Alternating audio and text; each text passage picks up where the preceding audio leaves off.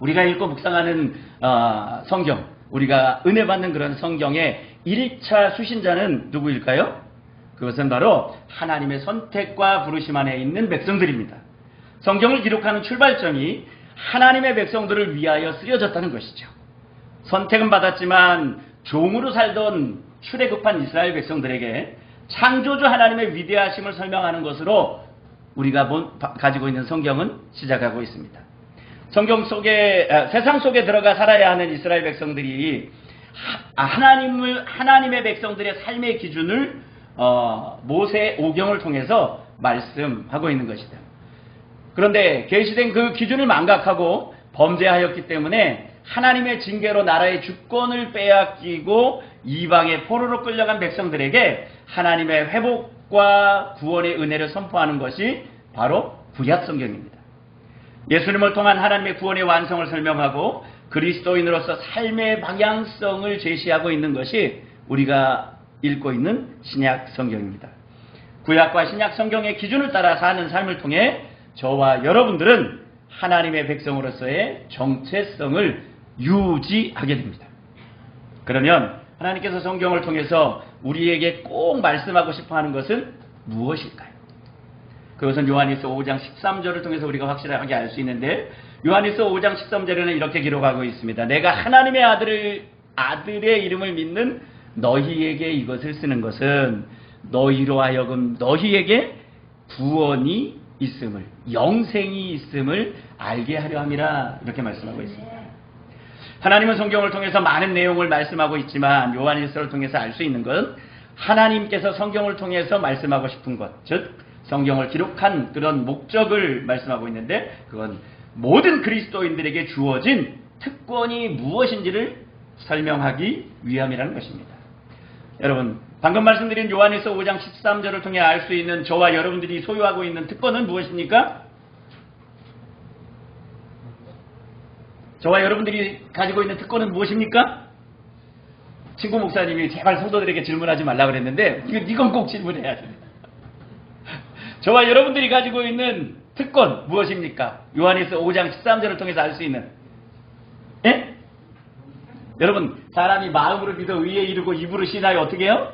구원에 이른다고. 오늘은 다른 때는 대답 안 하셔도 되는데 오늘은 가능하면 제가 혹시 물어보면 마음속으로라도 대답하셔야 돼요. 입으로 하시면 더 좋고. 자, 요한일서 5장 13절, 하나님의 아들의 이름을 믿는 너희에게 무엇이 있다고요? 영생이 있음을 알게 하려. 저와 여러분들에게 무엇이 있다고요?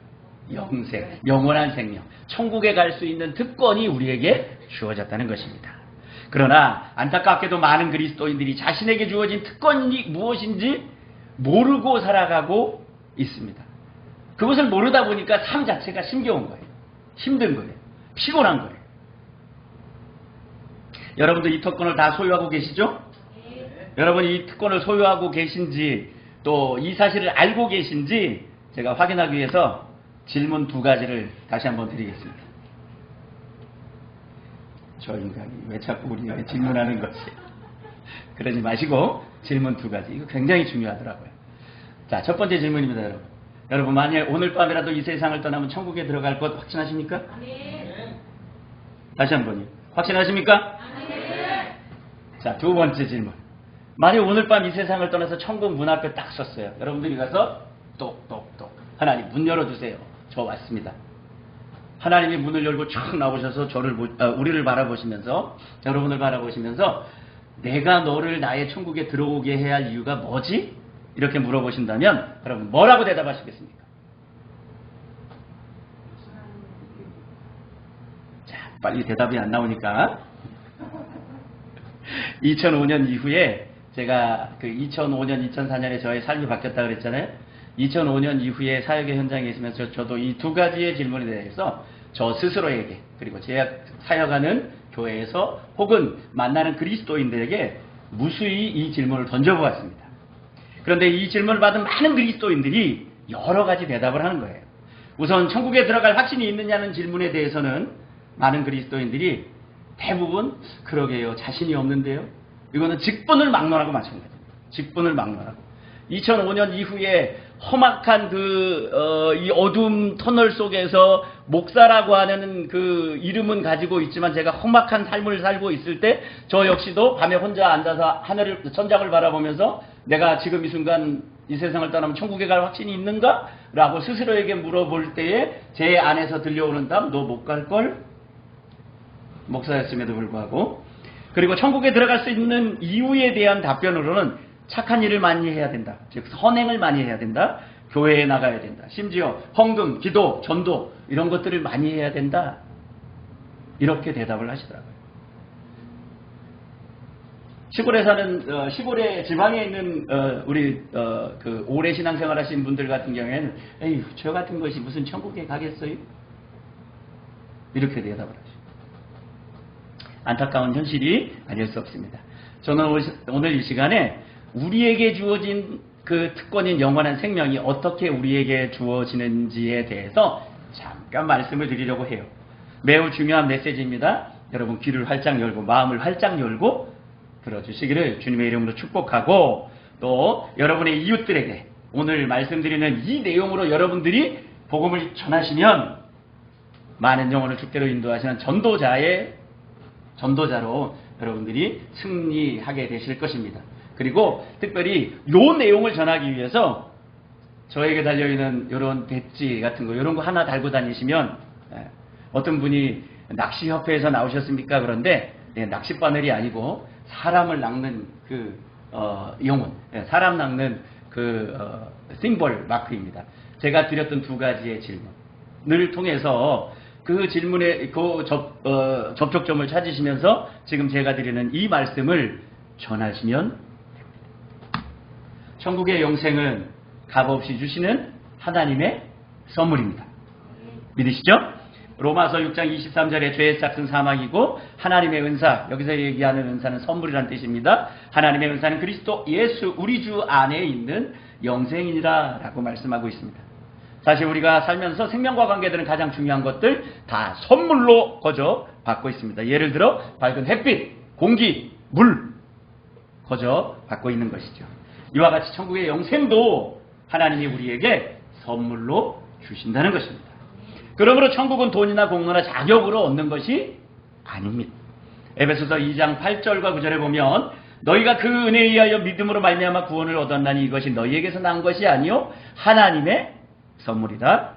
행위에서 난 것이 아니니 이는 누구든지 자랑하지 못하게 함이라 라고 말씀하고 있습니다. 여러분의 가장 친한 친구가 여러분들에게 선물을 가져왔다고 생각해 보세요. 친구가 가져온 선물이 너무 귀해서 친구에게 그 선물 가격을 지불하려고 했어요. 여러분들이 만약 그렇게 하려고 한다면 선물을 전해주는 친구를 모욕하는 행동이 될 겁니다. 왜냐하면 선물은 가격을 지불하는 것이 아니기 때문입니다. 값없이 받는 것, 거저 받는 것, 그것이 선물입니다. 단 한 푼이라도 지불된다면 그것은 더 이상 선물이 아닙니다. 영생의 선물도 이와 마찬가지입니다. 그렇다면 하나님은 왜 이 천국의 영생을 우리에게 선물로 주셔야만 할까요? 그것은 성경이 인간에 대해서 말씀하고 있는 것을 이해할 때 좀 더 분명히 알 수 있습니다. 인간은 죄인입니다. 아멘이십니까? 성경 로마서 3장 23절은 이렇게 이야기합니다. 모든 사람이 죄를 범하였음에 하나님의 영광에 이르지 못하였다라고 말씀하고 있습니다. 여러분, 흔히 죄라고 하면 우리 모든 사람들은 강도, 살인, 도적질, 간음 이런 것들을 죄라고 이야기합니다. 하지만 성경은 죄를 이렇게 정의하고 있습니다. 남을 속이거나 화를 내는 것처럼 하지 말아야 할 것을 하는 것만이 죄가 아니고 부모를 공경하지 않거나 이웃을 내 몸과 같이 사랑하지 않는 등 해야 할 것을 하지 않는 것 역시 죄라고 말씀합니다. 또한 죄는 행동으로만 짓는 것이 아니라 교만, 정욕, 시기, 질투, 미움, 탐심처럼 우리 마음속에 품고 있는 생각과 말로도 죄를 짓게 됩니다. 이런 기준에서 볼 때 여러분은 하루에 몇 번쯤 죄를 짓고 있으시어요? 대답하셔야죠. 몇 번쯤 죄를 짓고 계셔요? 수없이. 네, 물론 저도 마찬가지입니다. 하루에 수많은 죄를 지으며 살고 있습니다. 우리는 자기 자신도 모르게 많은 죄를 지으며 살고 있습니다. 예를 들어 어떤 사람이 하루에 10번이나 5번, 아니 한 번만 죄를 짓고 사는 사람이 있다고 한번 생각해 보겠습니다. 이런 사람은 걸어다니는 천사쯤 되겠죠? 하루에 한 번이니까. 그러나 이렇게 선한 사람이라고 할지라도 하루에 한 번 내지 3번이면 1년이면 어떻게 해요? 1000번 이상의 죄를 짓는 것이죠.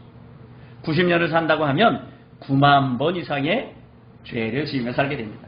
이처럼 9만 번 이상의 범죄 기록을 가진 상습범이 재판을 받게 된다면 과연 무죄 판결을 받을 수 있을까요? 없겠죠? 모두가 다 어디로? 지옥으로 가야 돼요. 이 세상에서 자신은 죄인이 아니라고 주장할 수 있는 사람은 단 한 사람도 없습니다. 그러므로 죄인은 자기 자신을 구원할 수 없습니다. 물에 빠진 사람이 자기 자신의 머리를 붙잡고 그 물속에서 빠져나가려고 한다면 그게 이루어질 수 있습니까, 여러분? 없죠? 만일 우리가 우리의 선행으로 천국에 가기를 원한다면 하나님의 표준에 도달해야 합니다. 하나님의 표준은 온전하라는 것입니다.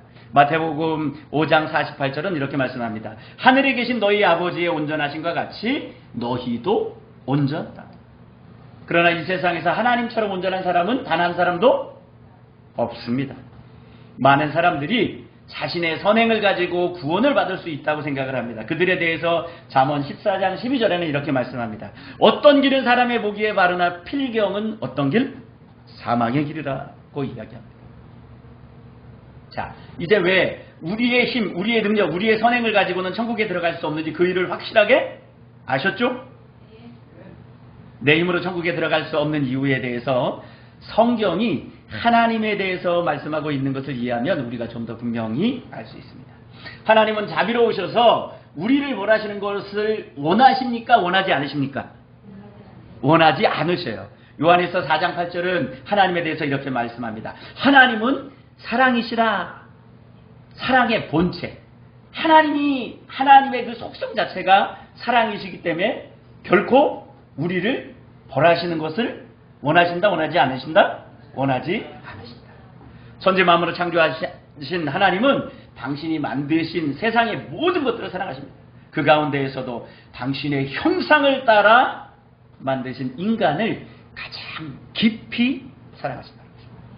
그런데 성경은 또한 그 자비로우신 하나님이 공의롭고 의로우시다 이렇게 말씀하고 있다는 것입니다. 하나님은 또한 의로우시기 때문에 우리의 죄를 어떻게 해요? 반드시 벌하셔야만 해요. 출애굽기 34장 7절에는 형벌받을 자는 내가 결단코 면제하지 않고 보응하리라 라고 말씀하고 있습니다. 어떤 무장 강도가 은행을 털다가 붙잡혔어요. 그 강도는 아무도 해치지 않았어요. 그리고 자기가 가지고 나온 돈도 다 돌려주었습니다.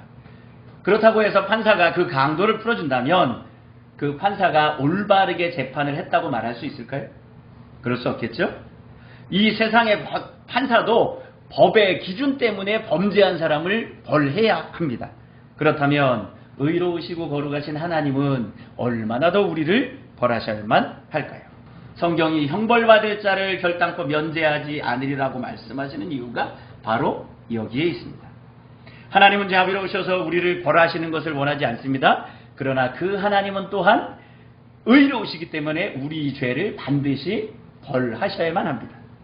하나님은 이 문제를 어떻게 해결하셨을까요? 하나님은 이 문제를 예수 그리스도 안에서 해결하셨습니다. 예수 그리스도는 참 하나님이시고 참 인간이십니다.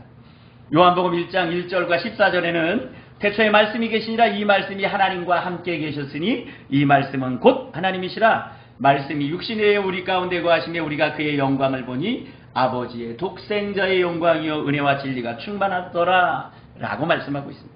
여기서 말씀은 예수님을 가르칩니다. 또한 요한복음 20장 28절에 도마라고 하는 예수님의 제자가 부활하신 예수님을 보고 이렇게 고백합니다. 예수님, 당신은 나의 주님이시고 나의 하나님입니다. 예수님을 하나님이라고 고백합니다.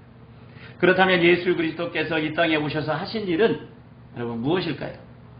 예수 그리스도는 우리를 위하여 완전한 삶을 사시고 십자가에 달려 죽으심으로 우리의 죄값을 대신 치르셨습니다. 그리고 우리에게 천국의 영생을 선물로 주시기 위하여 부활하셨습니다. 여러분, 성경책이지만 이것을 저의 삶을 아주 상세히 기록해둔 책이라고 한번 생각해 보겠습니다. 여기에는 제가 태어나서 지금까지 했던 모든 말과 모든 행위가 낱낱이 기록되어 있습니다. 제 마음에 스쳐간 모든 생각과 그런 마음도 기록되어 있습니다. 성경은 언젠가 이 책이 하나님 앞에 펼쳐지고 이 책에 기록된 대로 심판받는다라고 말씀하고 있다는 것입니다. 그런데 문제가 한 가지 있습니다. 바로 이 책에 기록된 뭐가요? 저의 죄가 문제인 것입니다. 좋은 것만 기록되어 있으면 좋은데 죄도 이 책에 기록되어 있다는 것입니다. 근데 죄는 한 가지가 됐든 100가지가 됐든 90가지가 됐든 하나님은 한 가지의 그 범죄함 때문에라도 어떻게 해요? 우리를 벌하시고 심판하신다는 것입니다. 하나님께서는 저를 사랑하셔요. 아주 매우 많이. 그러나 저의 죄는 미워하시기 때문에 반드시 벌해야만 하는 이 문제를 해결하시기 위해 누구를요? 예수님을 이 땅에 보내셨다는 것입니다. 이사야서 53장은 이렇게 이야기합니다. 우리는 다 양 같아서 그릇 행하여 각기 자기의 길을 간다. 그런데 여호와께서는 우리 모두의 죄악을 누구에게요? 예수 그리스도에게 어떻게 해요? 담당시켰다라고 하죠. 하나님께서 미워하시는 저의 모든 죄가 누구에게요? 예수 그리스도에게로 옮겨졌다는 것입니다. 예수님께서는 친히 십자가에 달려 그 자신의 몸으로 우리의 죄악을 대신 담당하셨습니다. 십자가 위에서 우리의 죄값이 다 치루어졌을 때 예수님이 마지막으로 하신 말씀이 있습니다. 다 이루었다. 이 말씀은 상업적인 용어로서 지불했다, 완불했다, 빚이 갚아졌다 라고 하는 의미를 담고 있습니다. 범죄한 우리의 모든 죄값을 예수님께서 대신 갚아주신 것입니다. 그리고 예수님은 3일 만에 부활하셔서 저와 여러분들에게 천국을 선물로 주시기 위하여 하늘로 승천하셨습니다. 지금 예수님께서는 이 천국의 영생을 누구에게요? 저와 여러분들에게 주시고 싶어 하십니다.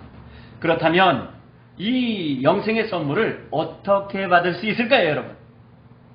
어떻게 받을 수 있을까요? 이 선물은 무엇으로요? 믿음으로 받습니다. 믿음으로. 열쇠꾸러미가 있습니다. 비슷해 보입니다. 그러나 저희 집 현관문을 열으려면 이거 하나밖에 필요하지 않습니다. 다른 열쇠는 비슷해 보이지만 절대로 저희 집 현관문을 열 수 없어요. 이것 하나만 가지고 열 수 있어요. 이것처럼 믿음은 천국문을 여는 열쇠와 같습니다. 그러나 비슷하지만 구원 얻지 못하는 믿음이 있다는 것 여러분 아십니까? 그 비슷하지만 구원 얻지 못하는 믿음을 갖고 있는 수많은 그리스도인들이 아까 앞에서 이야기 드렸던 질문에 능히 대답하지 못하는 것입니다. 자, 그렇다면 그 비슷한 믿음은 뭘까요? 단순한 지식적 동의와 일시적이고 현실적인 믿음은 구원받는 참 믿음이 아닙니다. 여러분, 많은 사람들이 세종대왕이나 이순신 장군 그리고 몽골에 있는 징기스칸 같은 인물을 역사상 존재했던 실존 인물이라고 생각하고 믿습니다. 이처럼 예수님도 2000년 전에 역사 속에 존재했던 선지자와 같은 그런 사람이라고만 생각을 합니다. 그러나 그 예수님이 지금도 살아계시다는 사실은 믿지 않습니다. 살아계신 예수님이 나를 사랑하시고 나를 보호해 주시고 나를 도와주실 수 있다는 것은 믿지 않는다는 것입니다. 이런 믿음은 단순한 역사적인 사실에 대한 지식적인 동의에 불과합니다. 성경에 보면 이런 믿음은 누구도 갖고 있었을까요? 귀신도 갖고 있었습니다. 야고보서 2장 19절에 보면 또 마태복음 8장 29절에 보면 내가 하나님은 한 분인 줄 믿느냐 잘하는도다 귀신들도 믿고 떠느니라. 또 귀신이 예수님을 보고 이렇게 이야기합니다. 하나님의 아들 예수여 우리와 당신이 무슨 상관이 있습니까?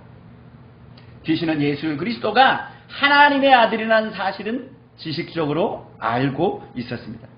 그러나 그 이상 지식적으로 아는 것에 그쳤던 그 마귀는 사탄 마귀는 구원 얻을 수가 없었지요. 이와 같이 단순한 지식적 동의는 구원받는 참 믿음이 아닙니다. 사람들이 이 구원받는 참 믿음에 대해서 잘못 생각하는 것이 또 하나 있습니다. 그것은 일시적이고 현실적인 믿음이에요. 그리스도를 믿고 있다는 많은 사람들에게 실제로 무엇을 믿고 있는지를 물어보았습니다. 교회 다니는 많은 사람들은 건강 문제, 자녀 문제, 재정 문제 같은 일시적이고 현실적인 일들을 위해서만 예수님을 의지하고 있습니다. 때를 따라 우리가 교회의 부흥을 위하여 기도하고 하는 그런 것도 어찌 보면 이 범주에 속하는 면이 있는 것 같기도 해요. 하나님은 우리에게 네가 사역하는 그 사역의 현장을 많은 숫자로 채워라. 성경 어디에도 하나님이 그렇게 요구하신 데가 없더라고요. 그리고 제가 몽골에서 11년 동안 사역하면서 그 사역의 열매가 없어서 가장 낭망하고 있을 때 어떤 친구가 저에게 와서 충격적인 이야기를 해 주었어요. 이 친구는 저를 3년 동안 지켜보면서 저에게 무엇이라고 이야기했냐면, 당신이 사는 삶의 모습을 보니까 믿음으로 사는 모습이 어떤 건지 이제 조금 알겠습니다. 그러고 자신의 삶을 바꾸겠다고 했던 친구예요.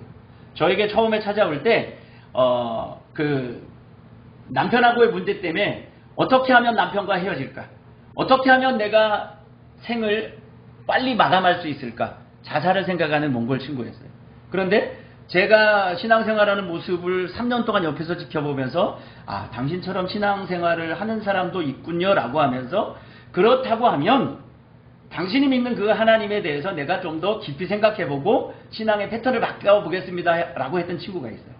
그런데 그 친구 앞에서 제가 맨날 힘들다 하고 사역에 열매가 없다고 이렇게 막 낙심하고 있으니까 어느 날 이 친구가 제 사무실에 커피를 들고 찾아와가지고 저에게 뭐라고 이야기하냐면 제가 목사님을 보면서 실망했다는 거예요. 목사님이 그렇게 나에게 한 영혼이 천하보다 귀하다고 이야기를 해서 내가 일어섰는데, 그러면 목사님이 이야기했던 그 한 영혼, 나 그 한 영혼, 아무라라고 하는 그 이름을 가진 나 그 한 영혼 천하보다 귀하지 않다는 겁니까?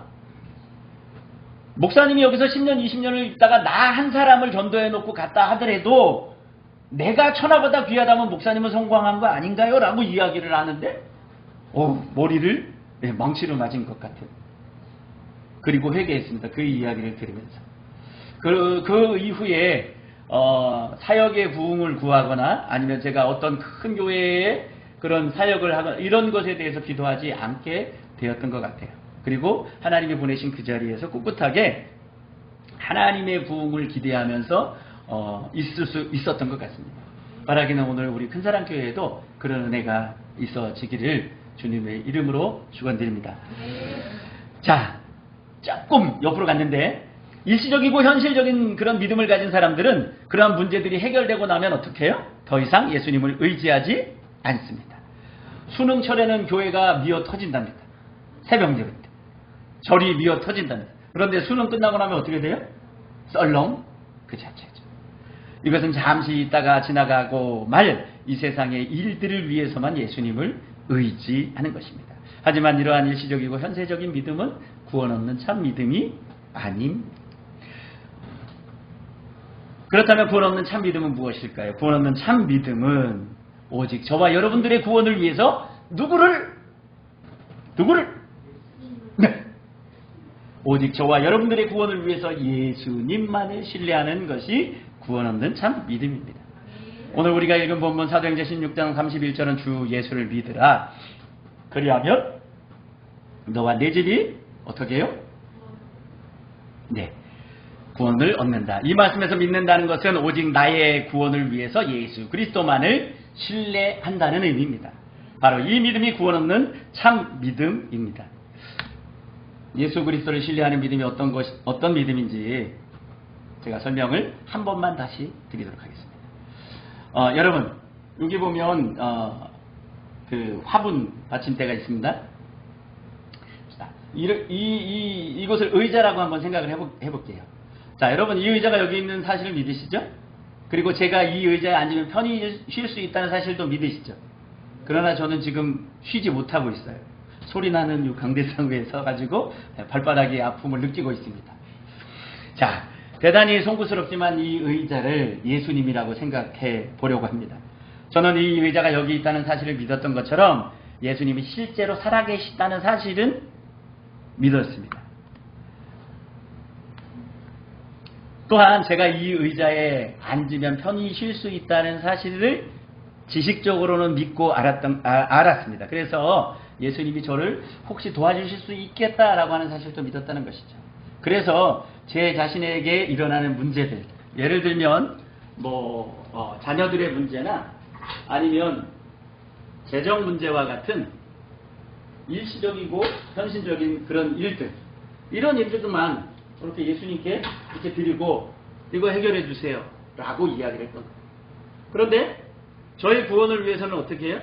여전히 저 자신의 선행을 의지하면서 우기고 있었던 거죠. 얼마나 피곤하고 힘든 삶이었는지 모릅니다. 이건 제 정말 신앙의 고백입니다. 2005년 이전에요. 그러나 그러던 어느 날 저는 이 모든 문제들을 어떻게 해요?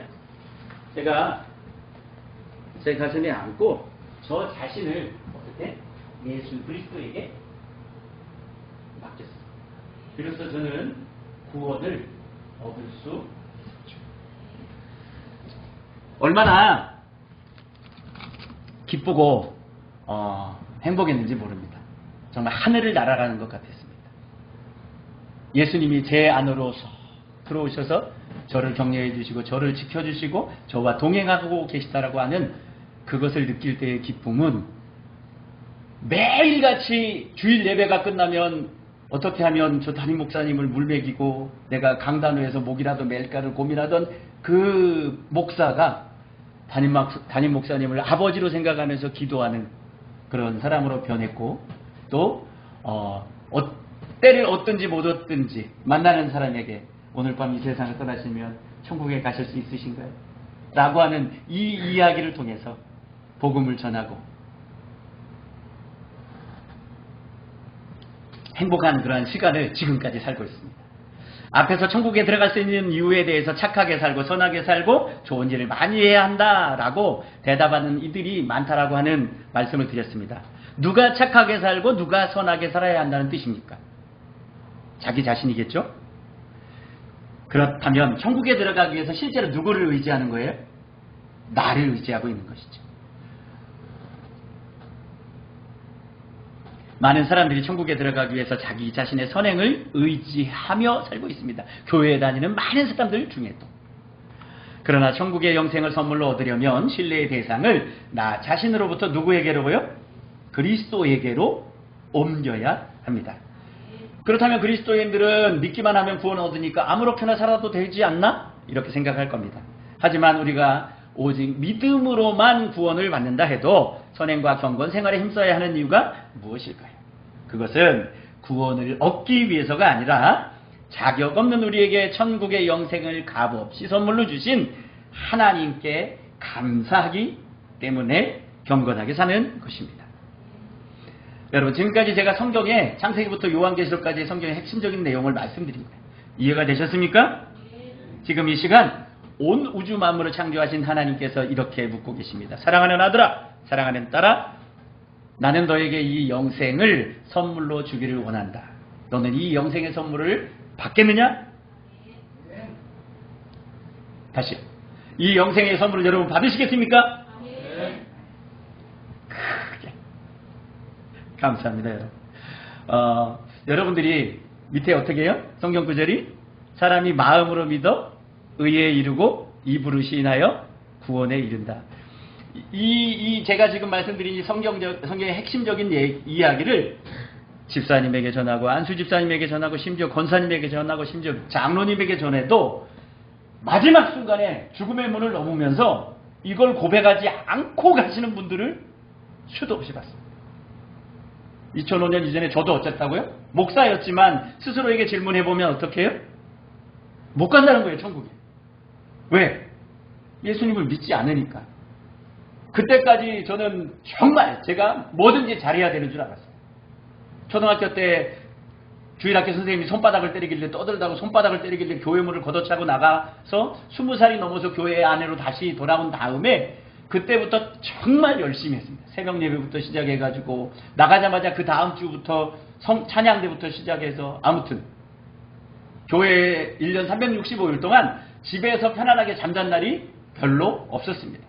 교회 의자 위에서 비가 오나 눈이 오나 바람이 부나 하나님의 은혜를 구하면서 그렇게 열심을 내고 하나님 앞에 헌신하기를 다짐하면서 살았는데 그게 다 누구를 위한 거죠?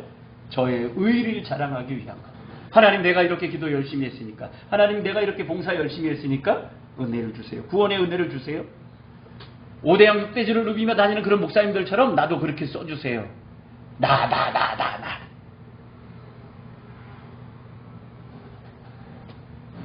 그런데 그런 속에서도 믿음이 없으면 겉의 모양은 교인이라고 하는 옷을 입고 있지만 진정으로 예수 그리스도로 옷 입지 않고서는 예수님을 믿으십니까? 고백하면 말을 못해요. 믿는 것 같은데 여기까지는 나오는데 그게 안 돼. 이해할 수 없는 그런 현상이긴 했어요. 그러나 그리스도를 부인하고 교회를 그렇게 핍박하던 사람도 하나님의 그 국률하신 은혜 안에 복음을 전하면 마지막 순간에 뜨거운 눈물을 흘리면서 자기의 과거의 삶을 짧은 시간이지만 회개하고 주님 사랑합니다. 주님 용서해 주세요. 내 영혼을 당신께 의탁합니다. 이렇게 고백하고 떠나시는 분들을 보게 됩니다. 여러분들이 이 선물 받겠다고 하셨으니까 여러분들은 정말 중요한 결정을 하신 거예요. 자, 다 끝났습니다. 이제 여러분들의 결정이 무엇을 뜻하는지 5가지로. 첫째는 신뢰의 대상을 옮긴다는 뜻입니다. 지금까지 영생을 얻기 위해 여러분들이 여러분 자신과 여러분의 선행을 의지하며 믿고 살아왔습니다. 그러나 이제부터는 오직 예수님만을 믿겠다는 뜻입니다. 즉 신뢰의 대상을 여러분 자신에게서, 나 자신에게서 누구에게로요? 예수 그리스도에게로 옮긴다는 뜻입니다. 두 번째로 부활하여 살아계신 예수님을 영접하겠다는 뜻입니다. 그 선물을 받겠다라고 하는 의미가 예수님 십자가에서 죽으시고 무덤에서 장사 지냄으로 그의 삶을 끝내신 분이 아닙니다. 예수님은 죽음을 이기시고 다시 살아나셨습니다. 부활하여 살아계신 그 예수님을 나의 마음속에 모셔드린다는 결정이 선물 받겠습니다라고 고백하는 그 고백과 같다는 것입니다. 셋째는 예수님을 구주로 영접하겠다는 뜻입니다. 요한계시록 3장 20절에 볼지어다 내가 문 밖에 서서 두들리노니 누구든지 내 음성을 듣고 문을 열면 내가 그에게로 들어가 그로 더불어 먹고 그는 나로 더불어 먹으리라 라고 말씀하고 있습니다.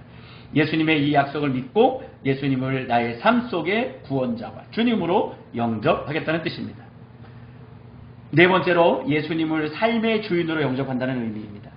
지금까지는 나 자신이, 여러분 자신이 여러분의 삶의 주인이었습니다. 내 마음의 왕자에 내가 앉아 있었어요. 그러나 이제부터는 저와 여러분을 지으시고 잘하시고 가장 좋은 것 주시기 원하시는 예수님을 저와 여러분의 삶의 주인으로 영접하겠다는 뜻입니다. 마지막으로 5번째는 회개하겠다는 뜻입니다. 지금까지 살아온 저와 여러분들의 삶은 어쩌면 하나님과 등진 삶이었을지도 모릅니다. 교통표지판에 유턴 표지판이 있는 것처럼 지금까지 살아온 삶의 방향을 돌이켜 하나님께로 향하는 삶의 방향 전환을 우리는 회개라고 합니다. 자, 참으로 여러분이 이렇게 하기를 원하신다면 여러분 하나님께 이렇게 기도 드릴 수 있습니다. 여러분 혹시 부끄러워 마시고 저를 따라서 한번 이렇게 기도해 보세요. 자, 실제로 기도합니다. 하나님, 저는 죄인입니다. 지금까지 저는 제 자신을 믿고 살아왔습니다. 저의 죄를 회개합니다. 용서해 주세요. 예수님이 저의 죄 때문에 십자가에 죽으시고 또 부활하신 것을 믿습니다. 지금 이 시간 저의 마음의 문을 엽니다. 예수님이 제 마음에 들어오셔서 저의 구주와 주님이 되어주세요. 이제부터 제가 하나님 앞에 설 때까지 저의 삶을 인도해 주세요. 하나님 사랑합니다. 예수님 사랑합니다. 예수님의 이름으로 기도드립니다. 아멘.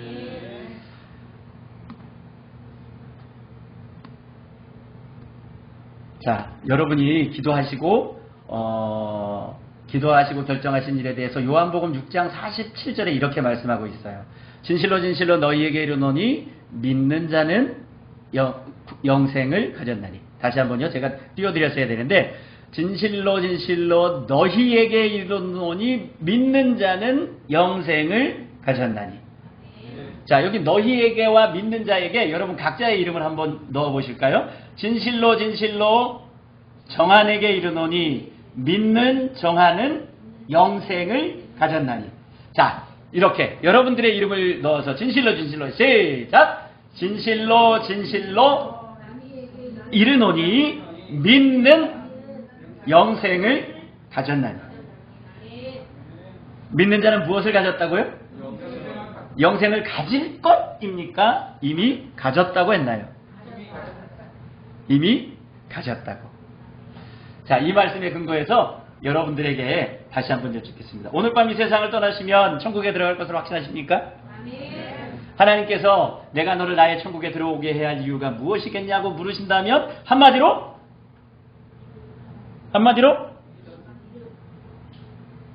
더 쉽게 한마디로 우리 사모님만 천국에 가실 거예요. 예수님을 믿기 때문에. 여기까지가 복음의 결단까지. 여러분 이렇게 전도하시면 되십니다. 여러분 용기를 가지시고 하나님께서 저와 여러분들에게 주신 우리를 구원해 주신 목적이 있다고 하시더라고요. 내가 너희를 왕같은 제사장으로 거룩한 나라로 택한 이유가 있는데 베드로전서 2장 9절 8절 9절에 보면 하나님의 기이한 법을 어떻게 해요? 선전하게 하기 위해서. 하나님이 우리를 부르시고 택하시고 부르신 이유가 있어요. 우리를 어떻게 해요? 보내시기 위해서. 누구에게? 하나님을 모르는 백성들에게 보내시기 위해서. 제가 지금 드렸던 이 말씀이 선교사님 그렇게 긴 거를 어떻게 내가 분명히 말씀드리지만 하실 수 있습니다. 하실 수 있으시고 그 긴 이야기를 들을까요? 안 들을 줄 알았어요. 저도. 요거를 안 외우려고 저도 꽤 노력을 많이 했습니다. 그걸 어떻게 복음을 예수 천당 불신지옥 이런 것만 하면 되지 어떻게 그렇게 자세하게 그렇게 듣겠어? 생판 모르는 사람이. 그러나 듣더라고요. 나는 저분을 향해서 이 복음을 전해야지 이렇게 하고서 저분을 보고 가는데 막상 이야기하는 것은 이분하고 이야기를 하는 거예요. 하나님이 필요한 영혼에게 그렇게 이끌어 가시더라고요. 그리고 전하게 하시고 듣게 하시고 결단하게 하시고 구원의 자녀로 삼아주시더라고요. 바라기는 저와 여러분들이 우리의 남은 인생의 여정들을 그렇게 쓰임받아서 하나님께서 우리 큰사랑교회를 통해서 하나님의 구원의 방주의 역할을 감당하고 그리고 내 교회만 가득 채우는 것이 아니라 그들을 세계 열방을 향해서 이렇게 보내는 그런 아름답고 복된 사역을 감당하시면서 하나님으로부터 그래 잘했다 귀한 종아 작은 일에 충성하였으니 이제는 내가 내 눈물을 닦아주고 너를 편히 쉬게 할게. 이제는 나와 함께 영원한 곳에서 영원한 복을 누리자꾸나 라고 말씀하시는 그 언약의 말씀을 부여받으시는 저와 여러분들 되시기를 주님의 이름으로 축원합니다. 기도하겠습니다.